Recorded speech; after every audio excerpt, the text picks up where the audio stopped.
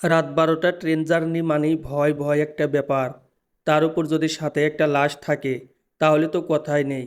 অনির ভয়ে গলা শুকিয়ে যাচ্ছে।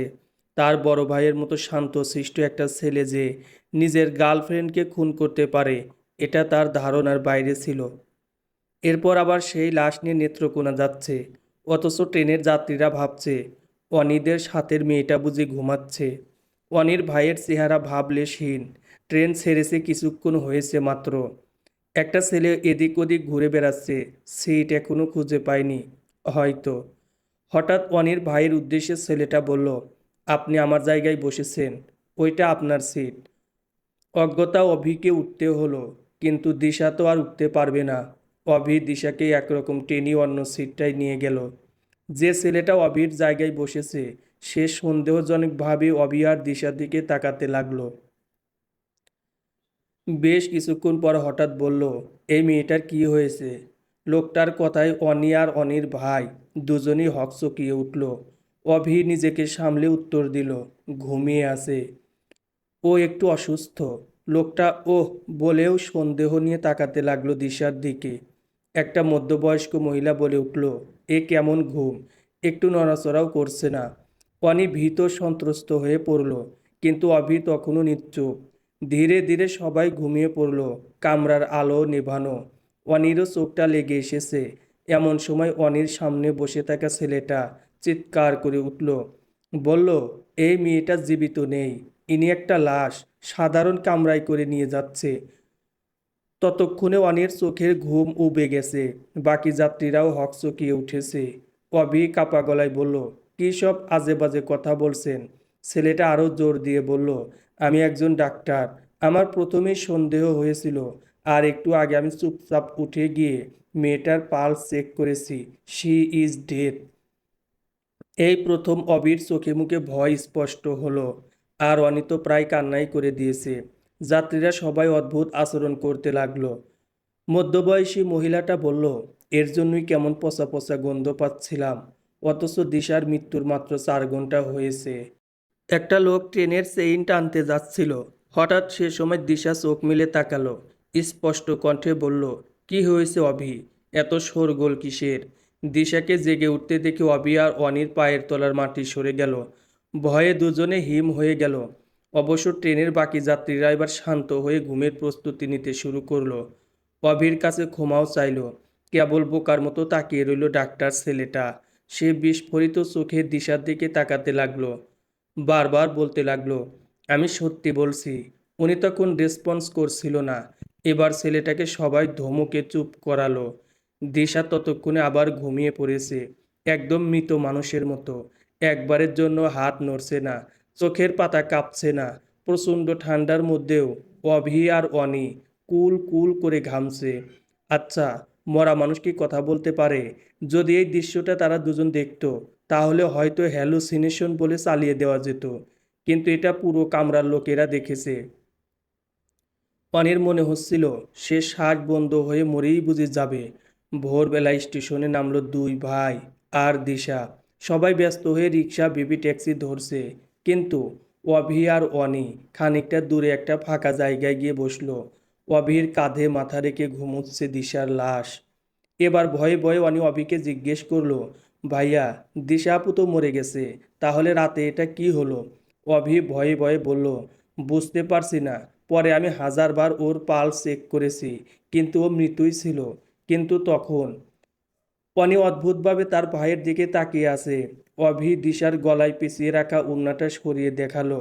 গলায় রক্ত জমাট বেঁধে আঙ্গুলের দাগ পড়ে আছে। সে আস্তে আস্তে বলল, 30টার মতো ঘুমের ওষুধ খাবারে মিশিয়ে খাইয়েছি, এরপর গলা টিপেও মেরেছি, বেঁচে থাকার প্রশ্নই ওঠে না। এরপর মারা গেছে কনফার্ম হয়েই তো ওকে নিয়ে এলাম। ওয়ানির দু চোখে পানি চলে এসেছে। সে বলল, নিয়ে এলে কেন? ওখানেই ফেলে আসতে পারতে। এখন গ্রামে তো ওর বাবা মাও থাকে। যদি ধরা পড়ো। অভি ভয়ঙ্করভাবে হেসে বলল, তাহলে তো ভালোই, অন্যায়ের শাস্তি পাবো। তবে মানুষ বড় অদ্ভুত, অন্যায়ের শাস্তি থেকে বাঁচতে চাই খালি। আমিও চাই, আর তাই সেই ব্যবস্থাও করেছি। অনি জিজ্ঞেস করলো, কি? অভি তার কাঁধের ব্যাগটা থেকে একটা ছুরি বের করলো, একটা ছোট্ট কুড়ালের মতো অস্ত্র। বলল, এই লাশটাকে কেটে টুকরো টুকরো করে এদিক ওদিক ফেলে দেব, কেউ জানবে না। তবে অনি নিথর হয়ে গেল। এটা কি তারই ভাই? অবি বলল, এই কাজে তুই আমাকে সাহায্য করবি কি? না। তাহলে একটা ভ্যান ঠিক কর, যা, বাড়ি যেতে হবে তো। অনি ভ্যান গাড়ি ঠিক করে ভ্যানের উপর বসে রইল। ভয়ে তার হাত পা কাঁপছে। অনেকক্ষণ পরে অভি এলো। অভির চেহারা ভীত হয়ে আছে। তাকে দেখাচ্ছে উদ্ভ্রান্তের মতো। এসেই তাড়াহুড়ো করে ভ্যানওয়ালাকে চলতে বলল। অভি অনির দিকে তাকিয়ে দেখে অনি কাঁদছে। অভি অনির দিকে তাকিয়ে বলল, আমার বউ। আমি কাঁদছি না, আর তুই কাঁদছিস কেন? অনি অবাক হয়ে ভাইয়ের দিকে তাকালো। বিয়ে করেছিলে? হুম। অনি অবিশ্বাস্যভাবে তাকালো। তারপরেও কি করে পারলে? সন্তান সম্ভবও ছিল? কি? সি ভাইয়া, তুমি এতটা নির্দয়। তুমি শাস্তি পাবেই পাবে। অবশ্যই তোমার শাস্তি হবে। অভি সিগারেট ধরালো। দীর্ঘশ্বাস ফেলে বলল, আমি কি করতাম বল? আমি তো কোনো চাকরিও পাচ্ছি না। 2 পয়সার টিউশনি করি, তাতে তো আর চলে না। প্রতি মাসে মামার কাছে হাত পাততে হয়। তোর পড়ার খরচও উনি চালাচ্ছে। ছোটবেলা থেকে উনার খেয়ে পড়ে বড় হয়েছি। এখন তো উনার বিরুদ্ধে যাওয়া আমার পক্ষে সম্ভব নয়। উনি চাইছেন উনার মেয়ের সাথে আমার বিয়ে দিতে। আমি না চাইলে উনার চাওয়াটাই সর্বশেষ। তার জন্য এই কাজটা করলে তুমি? তোমার কি একটু মায়াও লাগছে না? আজ তো বাড়ি গেলেই রিনার সাথে তোমার বিয়ে হয়ে যাবে ভাইয়া। কি করে পারছো? কবির নিশ্চুপ হয়ে থাকে। অনেক খানিকটা দূরে সরে বসে। তার ভাইয়ের সাথে বসতে তার ঘৃণা লাগছে। খুব ছোটবেলায় অনিদের বাবা মা মারা গেছে। অনির সবচেয়ে কাছের মানুষ তার ভাই। তার আদর্শ, সে কিনা এরকম একটা কাজ করলো। কত বছর ধরে দিশার সাথে সম্পর্ক ছিল, সেই সম্পর্কে শেষ হলো কিভাবে? হঠাৎ অনি তাকিয়ে দেখলো একটা মেয়ে ঝোপের মধ্যে খুব দ্রুত সরে যাচ্ছে। তবুও তার চেনার বাকি রইল না।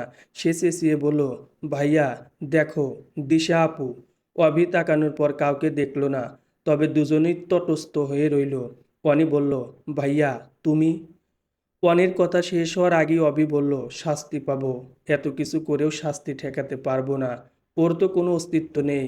কেটে টুকরো টুকরো করে ফেলেছি। তবুও ও এলো কিভাবে? আমাকে শেষ করে ফেলবে। বলতে বলতে অভি পাগলের মতো হাসতে লাগলো। অনির বড় ভয় করছে। খুব খারাপ হবে তাদের সাথে, তার মন বলছে। অবশ্য হওয়াই উচিত। অনি আর অভি গ্রামে ঢুকেই দেখলো দিশার মা বাবা কান্নাকাটি করছে। তাদের মেয়ে কালকে সকালে কাউকে কিছু না বলে কোথায় যেন গেছে, আর এখনো ফেরেনি। অনি মনে মনে ভাবলো, আর কখনো ফিরবেও না। অভির প্রতি প্রচণ্ড রাগ হচ্ছিল তার। অবশেষে ওরা নিজেদের মামার বাড়ি এসে পৌঁছায়। বাড়িতে সাজ সাজ রব। বিয়ে বাড়িতে যেমনটা হয় আর কি। অভির মামা মামিরা আজকে অভির সাথে খুব ভালো ব্যবহার করছে। অবশ্য করাটাই স্বাভাবিক। অভি তো তাদের মেয়ের জামাই হতে যাচ্ছে। অভিদের প্রতিবেশীরা অভিকে আড়ালে ডেকে নিয়ে ধমকাচ্ছে কেন সে আরশির মতো একটা মেয়েকে বিয়ে করতে রাজি হয়েছে। অভি কারো কোনো প্রশ্নেরই উত্তর দিচ্ছে না। যা বাবার তা সে ইতিমধ্যেই ভেবে নিয়েছে। আরশি অভির ঘরে ঢুকে হাসি মুখে বলল, অবশেষে দিশারির সাথে সম্পর্ক ভাঙাতে পারলাম। অভি মুচকি হাসল। আরশি বলল, আচ্ছা, দিশাকে মারতে তোমার অনেক খারাপ লেগেছে, তাই না? অভি আবারও হাসলো। এবার আরশি জিজ্ঞেস করলো, কেউ জানবে না তো তুমি যে ওকে মেরেছো? তাহলে তো আমিও ধরা পড়ে যাব, কারণ আইডিয়া তো আমারই। অবি বলল, কেউ জানে না, শুধু তুমি, আমি আর অনি ছাড়া। আর ওর লাশ কেটে টুকরো টুকরো করে ফেলে দিয়েছি। কখনো কেউ জানবে না। কিন্তু কিন্তু কি? খুবই অদ্ভুত একটা ঘটনা ঘটেছে ট্রেনে।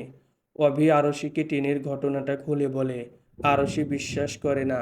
মরা মানুষ আবার জেগে উঠতে পারে নাকি? কিন্তু অভি বুঝতে পারে আরশি খুবই ভয় পেয়েছে। আরশি অভির রুম থেকে বের হওয়ার আগেই অনি ঢোকে। অনির চোখে রাজ্যের বিস্ময়।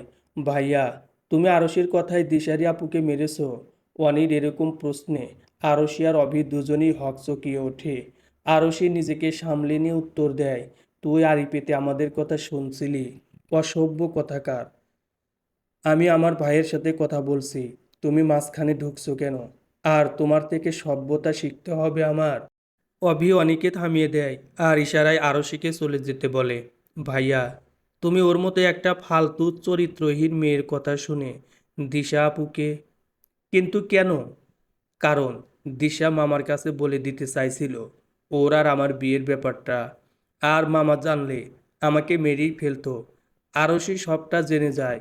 তাই আরশির কথা শোনা ছাড়া উপায় ছিল না। তাছাড়া মামা যদি আর্থিক সহায়তা না করে তাহলে তো আমিও চলতে পারবো না। তো বউ বাচ্চা চালাবো কিভাবে? এই কথাটা আগে ভাবা উচিত ছিল। দায়িত্ব যখন নিতে পারবে না তখন সম্পর্কে জড়িয়েছো কেন? একটা মেয়ে যে কিনা তোমাকে এতটা বিশ্বাস করে, তোমার কথায় বাড়িতে কিছু না জানিয়ে শহরে চলে যায়, আর তাকে তুমি খুন করলে। তোমার কি সামান্য মনুষ্যত্ব বোধ নেই? তোর উপদেশ শুনতে ভালো লাগছে না। যা এখান থেকে।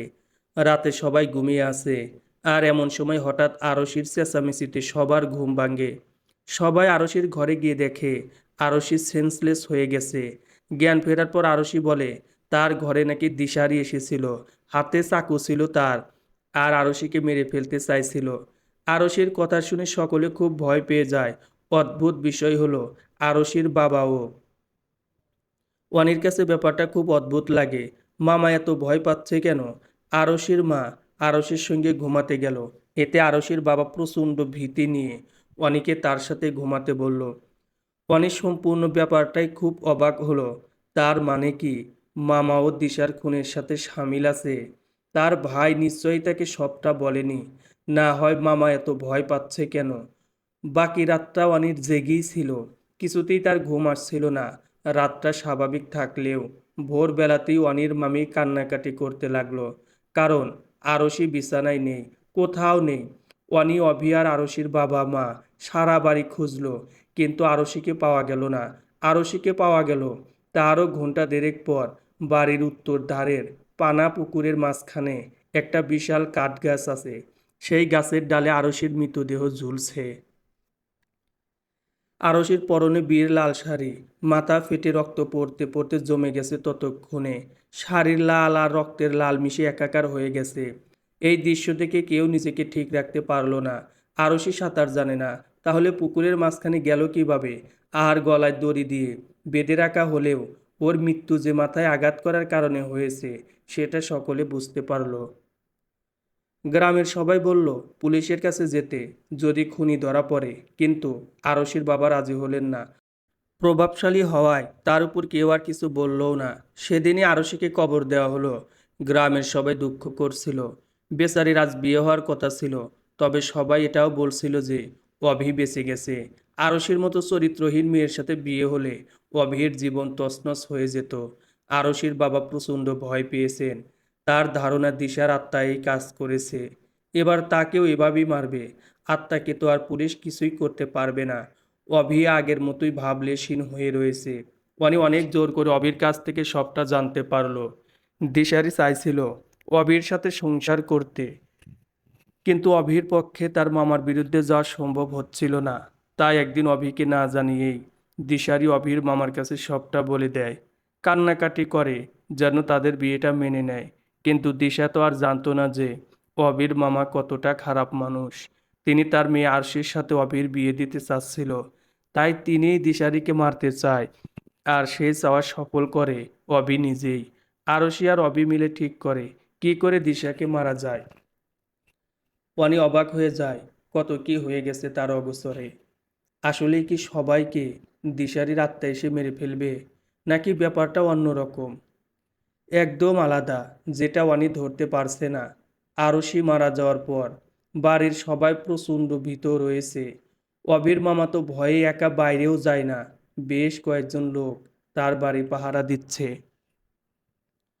এমনকি তার ঘরের সামনেও পাহারাদার রেখেছেন তিনি, যেন কেউ তার ঘরে ঢুকতে না পারে। এত নিরাপত্তার পরও তার মনে কোনো রকম স্বস্তি নেই। ওয়ানির খালি খটকা লাগছে। আসলেই কি আত্মা বলে কিছু আছে? তবে আসলেই কি আত্মা আসে খুন করতে, নাকি আত্মার নাম চালিয়ে খুনি পার পেয়ে যাচ্ছে? খুনি যদি মানুষ হয় তাহলে আজ আর আসতে পারবে না মামাকে মারতে। অনি নিশ্চিত ছিল আরশির বাবার কিছুই হবে না, কিন্তু তার ধারণা ঠিক ছিল না। এর পরদিন আরশির বাবার লাশও ঠিক এভাবেই পাওয়া গেল, পুকুরের মাঝখানে গাছে ঝোলানো। মাথায় আঘাত করে মারা হয়েছে। এবার গ্রাম জুড়ে আতঙ্ক দেখা দিল। ওয়ানি অবাক হয়ে গেল এটা ভেবে যে এত সিকিউরিটির পরেও মামাকে কেউ মেরে ফেলল। তবে কি সত্যিই দিশার আত্মাই খুন করছে? ওয়ানি পাহারাদারদের সাথে কথা বলল। তারা জানালো রাত 2টার সময় আরুষের বাবা নিজেই বাড়ি থেকে বের হয়ে গেল। তারা সাথে যেতে চাইলে বলল সে একাই যাবে, তার কোনো বিপদ হবে না। অনেকবার বলার পরেও সে সাথে করে কাউকে নেয়নি। আর অবশেষে তার মৃতদেহ পাওয়া গেল।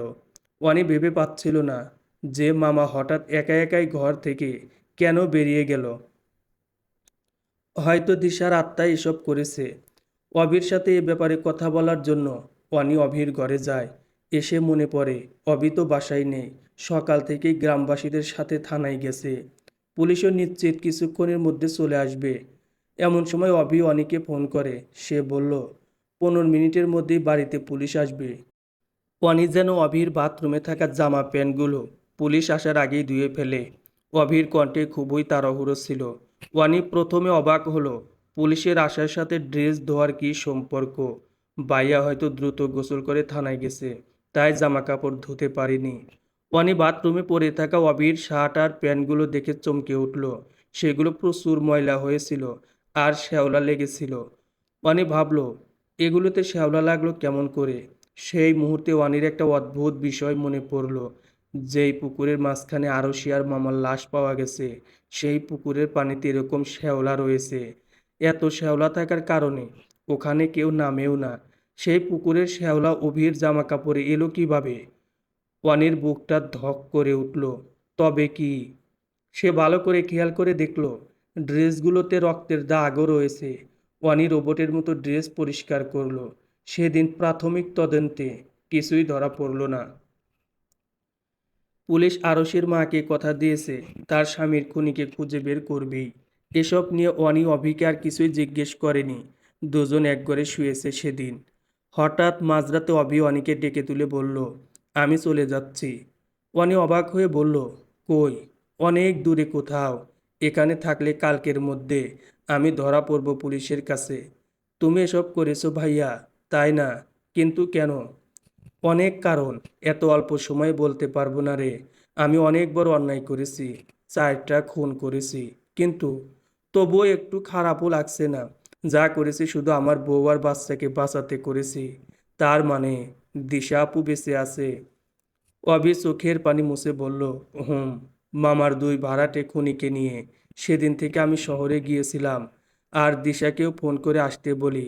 মামা জানতে পারে যে দিশা গ্রামে নেই। এরপর আমি ওই 2 খুনিকে খাবারে বিষ দিয়ে মেরে ফেলি দিশা আসার আগেই। পরে ওই খুনিদের ফোন থেকে আরশিকে মেসেজ দিই যে কাজ হয়ে গেছে। পরে দিশাকে নিয়ে আবার গ্রামে ফিরি, তখন তোকেও সাথে আনি ব্যাপারটা বিশ্বাসযোগ্য করার জন্য। আর ওই যে ট্রেনে ডাক্তার ছেলেটা, সেও আমার দলের ছিল। দিশা আসলে বেঁচেই ছিল। ওর লাশ ফেলার নাম করে আমি ওকে অন্য জায়গায় রেখে তোকে নিয়ে ভ্যানে উঠি। সে সময় দিশাও গ্রামে আসে আর আরশিকে ভয় দেখায়। আমি পরে আরশিকে পুকুরের পাড়ে দেখা করতে বলি। আর বিষয়টা ভৌতিক করার জন্যেই লাশ পুকুরের মাঝখানে নিয়েছি। আর মামাকে কিভাবে? মামাকে ফোন করে বলেছি খুনিকে আমি জেনে গেছি। আত্মার ব্যাপারটা মিথ্যা, খুনি একজন মানুষ। এটা শুনে মামার সাহস ফিরে আসে। আমি তাকে বলি পুকুর পাড়ে আসতে, ওখানে খুনি প্রমাণ ফেলে গেছে। আর মামা চলে আসে। আমি যে ফোন করেছি মামাকে, পুলিশ সহজেই জেনে যাবে। তাই আর এখানে থাকবো না। তুই আমাকে অনেক খারাপ ভাবছিস, তাই না? আমি কি করতাম বল? ওরা বেঁচে থাকলে দিশা আর আমি একসাথে থাকতে পারতাম না। আর মামা আমাদের জীবন অতিষ্ঠ করে দিয়েছে। সারা জীবন খালি অপমানই করেছে। আমি আর সহ্য করতে পারছিলাম না। অনি অবাক হয়ে তার ভাইয়ের দিকে তাকিয়ে আছে।